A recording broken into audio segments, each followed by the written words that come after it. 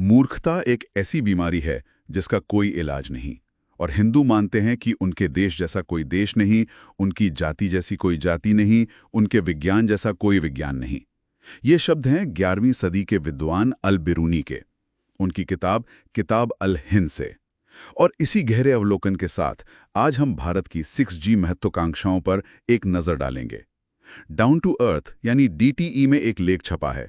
उसी के आधार पर हम आज चर्चा करेंगे कि भारत की वैज्ञानिक प्रगति की ज़मीनी हकीकत क्या है। सवाल सीधा सा है, 6G में दुनिया का नेतृत्व करने के जो दावे हो रहे हैं वो कितने यथार्थवादी हैं। और हाँ, ये चर्चा UPSC की मुख्य और प्रारंभिक परीक्षा की तैयारी कर रहे लोगों के लिए भी काफ़ी अहम हो सकती है। तो चलिए शुरू करते हैं। सरकार की तरफ से, खासकर केंद्रीय संचार मंत्री जी की तरफ से अक्सर सुनने में आता है कि देखो, भारत 4G में तो पीछे रह गया, 5G में दुनिया के साथ साथ चला, लेकिन 6G में उसमें दुनिया का नेतृत्व करेगा, भारत मानक तय करेगा। इन दावों में कितना दम लगता है? मतलब पिछला अनुभव देखें तो। देखिए, अगर तथ्यों को देखें ना, तो भारत ने 5G लॉन्च किया 1 अक्टूबर 2022 को। अच्छा। ये दक्षिण कोरिया के लॉन्च करने के पूरे 3 साल बाद हुआ। 3 साल काफी समय है टेक्नोलॉजी के लिहाज से। बिल्कुल। और उस समय तक, मतलब जब हमने लॉन्च किया तब तक तो दुनिया के 70 से ज्यादा देश थे, लगभग 2000 शहरों में 5G लागू कर चुके थे। तो हम निश्चित रूप से देर से आए, और इसके पीछे वजहें भी थीं। स्पेक्ट्रम आवंटन में देरी हुई, पॉलिसी में थोड़ी तालमेल की कमी रही, और बुनियादी ढांचा भी एक मुद्दा था। ये सब बाधाएं थी। तो फिर 6G के बारे में क्या इस बार हम वाकई नेतृत्व करने की दौड़ में हैं?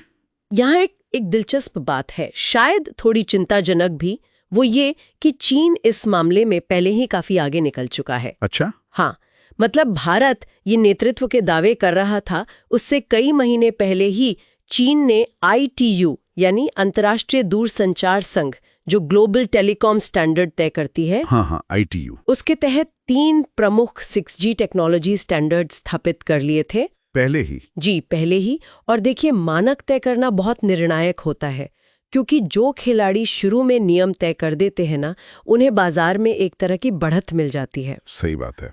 अच्छा, चीन की इस सफलता के पीछे कौन है?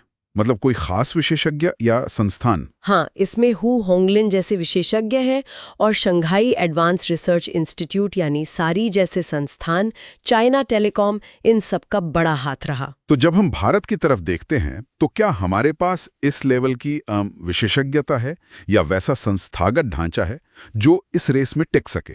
ये एक मुश्किल सवाल है, सीधी तुलना करना कठिन है। पर भारत में एक अलग ही ट्रेंड दिख रहा है, वो है पेटेंट की संख्याओं पर जोर। हाँ, मैंने भी पढ़ा, संख्या तो काफी बड़ी है। बिल्कुल। 2023-24 में कहा गया कि 1 लाख से ज्यादा पेटेंट दिए गए। ये एक बड़ा उछाल है, पर सवाल ये है कि क्या इन नंबर्स का कोई वास्तविक असर दिख रहा है? मतलब क्वालिटी का मुद्दा। हाँ, गुणवत्ता का।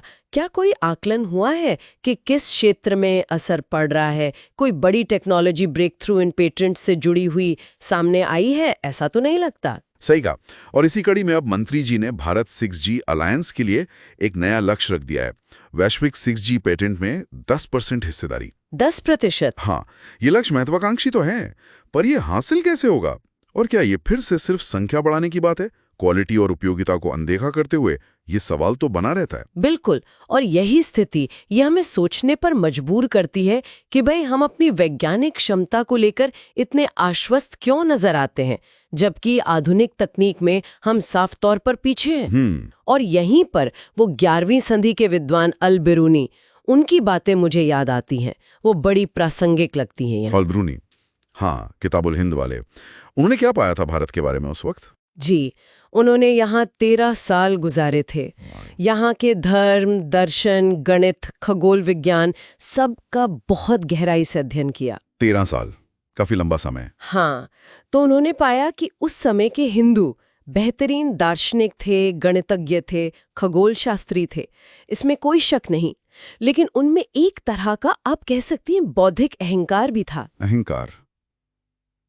कैसा अहंकार? वो मानते थे कि उनका ज्ञान, उनका विज्ञान ही सबसे अच्छा है, सर्वश्रेष्ठ है।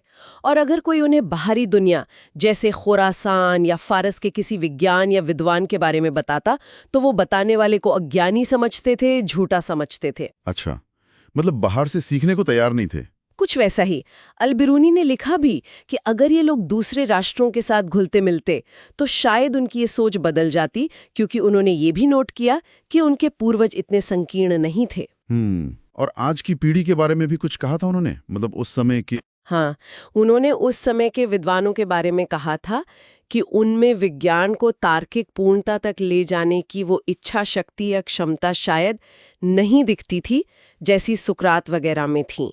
और उनके जो वैज्ञानिक प्रमेय होते थे वो अक्सर मतलब उनमें तार्किक क्रम की कमी होती थी और वो आम लोगों की धारणाओं से मिले जुले होते थे। तो इसका क्या मतलब निकालें हम आज के संदर्भ में? आप कह रही हैं कि 1000 साल बाद भी वो मानसिकता कहीं ना कहीं। देखिए, ये बस एक विचारणीय बिंदु है कि जो लक्षण अल-बिरूनी ने उस वक्त देखे, जैसे अपने ज्ञान को ही श्रेष्ठ मानना, बाहरी विचारों को आसानी से स्वीकार ना करना, क्या वो आज भी कहीं ना कहीं अनजाने में ही सही हमारी वैज्ञानिक प्रगति की राह में एक बाधा बन रहे हैं?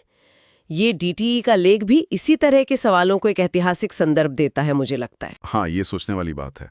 तो संक्षेप में अगर देखें तो डीटीए के लेख के आधार पर हमने पाया कि 6G नेतृत्व के जो सरकारी दावे हैं और जो जमीनी हकीकत है, खासतौर पर 5G में हुई देरी और चीन की जो बढ़त है, उसमें एक अंतर दिखता है।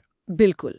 और पेटेंट की संख्या पर जो जोर है बनाम गुणवत्ता का मूल्यांकन, उसकी कमी पर भी हमने बात की। और अल-बिरूनी के जरिए एक ऐतिहासिक परिप्रेक्ष्य भी देखा कि कैसे एक तरह की आत्मसंतुष्टि शायद हमारी प्रगति को सीमित कर सकती है। जी। तो श्रोताओं के लिए आज का विचार बिंदु ये छोड़ जाते हैं। क्या 11वीं सदी में अल-बिरूनी द्वारा पहचानी गई ये मानसिकता कि हमारा ज्ञान ही सर्वश्रेष्ठ है और बाहरी विचारों के प्रति थोड़ी हिचक आज भी भारत की तकनीकी और वैज्ञानिक महत्वाकांक्षाओं की राह में एक अनदेखी बाधा है? इस चर्चा पर आपके क्या विचार हैं? अगर आपको ये जानकारी उपयोगी लगी, खासकर अगर आप यूपीएससी जैसी परीक्षाओं की तैयारी कर रहे हैं, तो कृपया लाइक करें, सब्सक्राइब करें और नीचे कमेंट्स में अपने सवाल या विचार जरूर साझा करें। हमें आपके फीडबैक का इंतजार रहेगा।